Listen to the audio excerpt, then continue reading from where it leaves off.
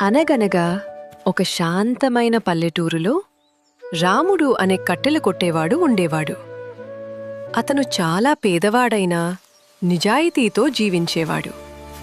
ప్రతిరోజూ అడవికి వెళ్ళి కట్టెలు కొట్టి అమ్మి తన కుటుంబాన్ని పోషించేవాడు. ఒకరోజు నది ఒడ్డున చెట్టు నరుకుతుండగా అతని పాత ఇనుప గొడ్డలి చేతిలోంచి జారి నదిలో పడిపోయింది. అది అతని ఏకైక సాధనం కావడంతో రాముడు చాలా బాధపడి ఏడవడం మొదలుపెట్టాడు. అతని బాధను చూసి జలదేవత ప్రత్యక్షమైంది. ఆమె బంగారు గొడ్డలిని చూపించి, "ఇదేనా నీది?" అని అడిగింది. రాముడు నిజాయితీగా, "కాదు" అన్నాడు.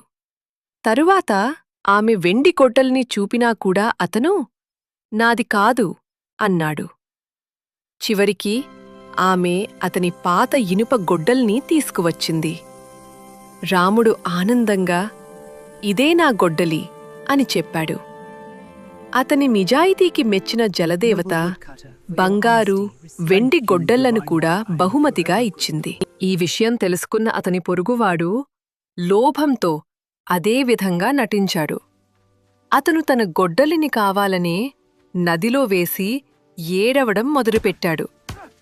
జలదేవత బంగారు గొడ్డలిని చూపగానే అతను అబద్ధంగా, "ఇదే నా గొడ్డలి" అన్నాడు.